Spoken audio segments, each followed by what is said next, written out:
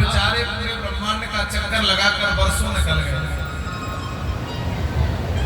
वर्षों से ब्रह्मांड का चक्कर ही लगा रहे थे।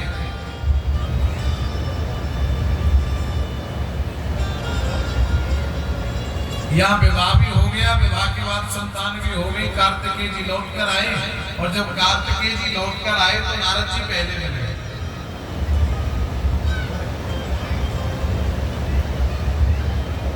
नारद जी ने कान भर दिए, ध्यान रखना। एक बात बताऊं आपको, बड़ी सीख की है, ध्यान रखो। जो काम तलवार नहीं कर सकती, जो गोली नहीं कर सकती, जो भाला नहीं कर सकता, जो अस्त्र नहीं कर सकता, जो शस्त्र नहीं कर सकता, वो काम कान में कही हुई एक बात कर देती है। घर की घर उजड़ जाते हैं, विध्वंस हो जाता है, सब कुछ नष्ट हो जाता है। इसलिए अगर घर में कोई व्यवस्था बिगड़ रही है ना, तो पहले ये जानकारी करो कि घर में आता कौन है, घर में सिखाता कौन है।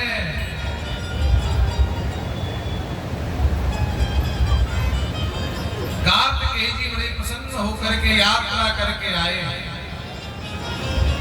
नारद जी मिल गए। नारद जी, राम राम राम राम, तुम्हारे साथ इतना बुरा हुआ, मैं तो सुन भी नहीं सकता, समझ भी नहीं सकता। इतना बुरा माता पिता करे, अरे कोई दूसरा करे तो बात बने, लेकिन जिसके यहाँ माता पिता ही द्वेष करने लगे, उसके यहाँ होगा क्या? कार्तिकेय जी ने कहा, नारद जी किसकी बात करते हो? तुम्हारी कर रहा हूं, और किसकी कर रहा हूं? तुम्हारे साथ जितना बुरा हुआ है ना, वो तो किसी के साथ होना ही नहीं चाहिए। कार्तिकेय जी ने कहा, मेरे साथ क्या बुरा हो गया? बोले, इतना बुरा हुआ है, बताने में भी लज्जा आ रही है मुझे। बोले, क्यों? बोले, तुम्हारे माता पिता ने तुम्हारे साथ कितना अन्याय किया मालूम है? तुमको भेज दिया कि पूरी पृथ्वी की परिक्रमा लगाकर आओ, और छोटे पुत्र गणेश का विवाह कर दिया। तुमको पता है, 2 पत्नियों से विवाह करा दिया। अरे तुमको भी बुला लेते, एक तुमको करा देते, एक उसको करा देते, 2 विवाह करा दिया। और तुमको पता है विवाह कितने दिन का हुआ है? नारद जी से कार्तिकेय जी ने पूछा, कितने दिन का? बोले, विवाह भी हो गया, 2 बच्चे भी हो गए। तुमको भेज दिया और छोटे को रोक लिया। पूरी बात नारद जी ने नहीं बताई। इसलिए ध्यान रखना, जो कान भरने वाले आते हैं ना, वो कभी सत्य तो बताते ही नहीं है, पूरी बात तो बताते ही नहीं है। वो बताते हैं जो उनके काम की होती है। ऐसे लोगों से बचना चाहिए। कार्तिकेय जी बिना माता पिता से मिले क्रौंच पर्वत पर चले गए, नहीं मिले ना। अच्छा, यहाँ तो कार्तिकेय जी को रुष्ट कर दिया, और वहां जाकर भगवान शंकर से कह दिया, आपको पता भी है क्या? बोले, आपका बड़ा बेटा आपसे रुष्ट हो गया है। ऐसे लोगों का जमाना है आजकल।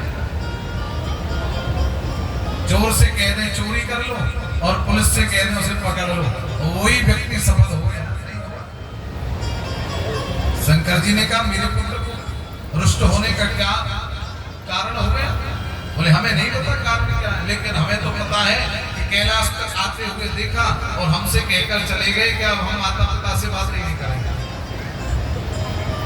कहां गए? बोले, क्रौंच पर्वत पर। भगवान शंकर और माता पार्वती पुत्र को मनाने के लिए क्रौंच पर्वत पर गए।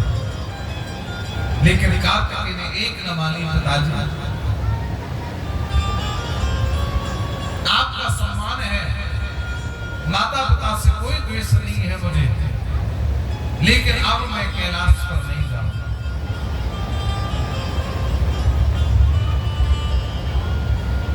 पुत्र, गणेश ने काम ही ऐसा किया, हम कैसे टाल सकते थे? बोले, गणेश ने जो किया सो किया, लेकिन अब मैं नहीं जाऊंगा। और क्रौंच पर्वत पर ही कार्तिकेय भगवान ने अपना निवास स्थान बना दिया, और भगवान शंकर और माता पार्वती मल्ली और अर्जुन बन करके गए थे। इसीलिए वहां मल्लिकार्जुन ज्योतिर्लिंग की स्थापना हुई। मल्लिकार्जुन ज्योतिर्लिंग वहां स्थापना हुआ।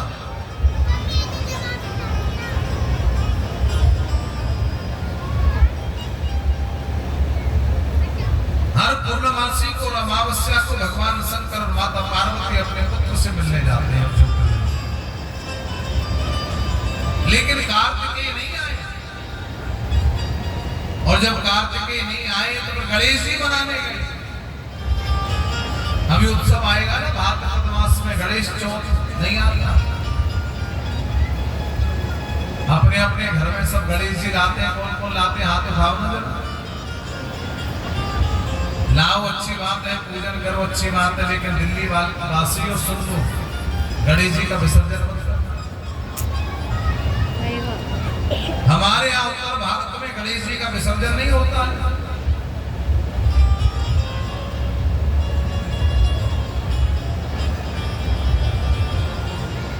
क्यों नहीं होता सुन लो। क्योंकि गणेश जी जब दक्षिण भारत में क्रौंच पर्वत पर अपने भाई को मनाने गए, कार्तिकेय जी ने बड़ा स्वागत किया, सुंदर व्यवस्था की।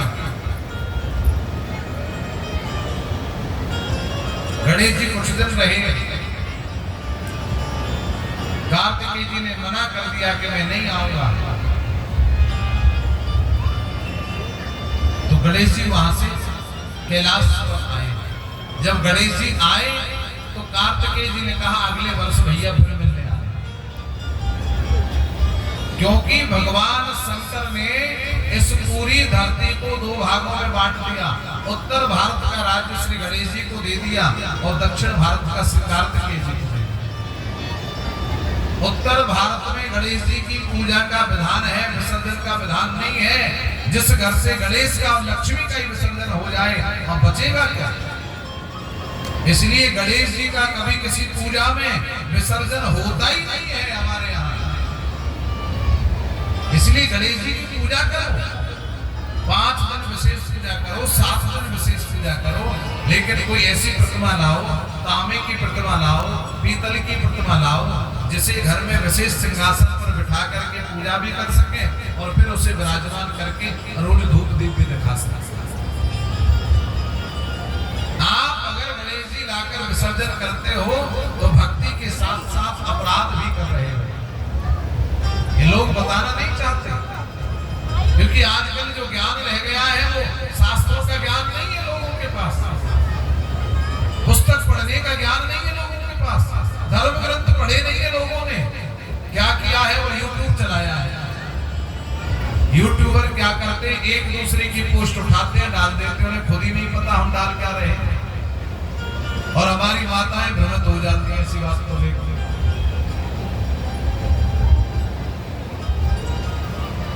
इसीलिए भ्रम की आवश्यकता नहीं है, शास्त्र के पथ पर चलने की आवश्यकता है। हम आपको वही बता रहे हैं जो शास्त्र कहता है, काम वो करना चाहिए। तस्मात् शास्त्रम प्रमाणम च। किसी भी इस चीज का प्रमाण शास्त्र होता है और शास्त्र को पढ़ने के लिए तपस्या करनी पड़ती है, साधना करनी पड़ती है, गुरु की कृपा प्राप्त करनी पड़ती है, शिक्षा प्राप्त करनी पड़ती है, संस्कृत का अनुभव करना पड़ता है, व्याकरण के सूत्र याद करने पड़ते हैं, तब शास्त्र पढ़ा जाता है, ऐसे नहीं पढ़ा जाता। लेकिन आजकल तो पढ़ना ही नहीं चाहते। व्यास पीठ पर बैठने का अधिकार गुरु कृपा से होता है, लेकिन आजकल तो 10-5 चुटकुले सीखे और लोगों को बहकाने का काम शुरू करते हैं। अच्छा, शिव की कथा सुनने वालों, शिव की कथा जितने लोग सुना रहे हैं इतनी कथा सुनाते हैं, बस वो तो ये सुनाते हैं कि एक बेल पत्र चढ़ा लेना, आपको पढ़ने की आवश्यकता नहीं, आप एक मुट्ठी चावल चढ़ा देना, आपको कमाने की आवश्यकता नहीं, अपने आप धन आ जाएगा। भगवान शंकर किसी को अकर्मण्य नहीं करते, ध्यान रखो। शिव तो स्वयं कर्मयोगी हैं, वो तो कर्म सिखाने वाले हैं। उनकी पूजा करने का अर्थ ये नहीं हुआ कि हम उनकी पूजा करिया में बिना पढ़े हम पास हो जाएंगे, उनकी पूजा करियाए बिना कमाए पैसा आ जाएगा। ये व्यर्थ की बातें हैं सब। परिश्रम करेंगे उद्यमेन ही सिद्धन्ति कार्याणि न मनोरथे नहीं सुतस्य सिंहस्य प्रवसन्ति मुखे मृगा। न्याय कहता है उद्यम करने से ही धन प्राप्त होगा। मनोरथ सिद्ध करने के लिए हमें परिश्रम करना पड़ेगा, बिना परिश्रम के कार्य सिद्ध नहीं होगा। सिंह सोता रहे और वो ये विचार करे कि मृग मेरे मुख में अपने आप आ जाए, मैं शिकार न करूं तो भूखा मर जाएगा, मृग कभी नहीं आएगा। अगर उसे भोजन करना है तो शिकार करनी पड़ेगी। अगर आपको सफलता प्राप्त करनी है तो परिश्रम करना पड़ेगा। तो आप कहेंगे फिर भगवान की पूजा का फल ही क्या हुआ? बोले भगवान की पूजा का फल ये है, अगर आपकी गाड़ी स्टार्ट नहीं हो रही और किसी ने धक्का लगा दिया तो गाड़ी आनंद से चलेगी। ऐसे अगर हमारे जीवन में कहीं कोई विघ्न आ रहा है तो भगवान हमारे उस गाड़ी में धक्का लगा देते हैं और हमारी गाड़ी आगे बढ़ जाती है, हमारे जीवन में लाभ प्राप्त होगा। इस प्रकार से भगवान ब्रह्मा जी ने नारद जी को परम पावन कथा श्रवण कराई।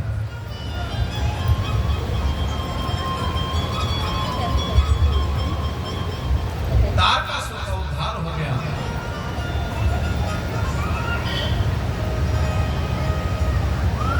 तारकासुर के 3 पुत्र हुए, एक तारकाक्ष, एक विद्युन्माली, एक कमलाक्ष।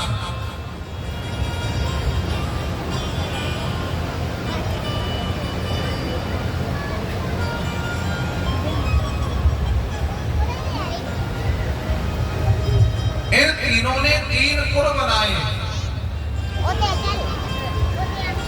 3 कुल, इन्हीं को कहते हैं त्रिपुर।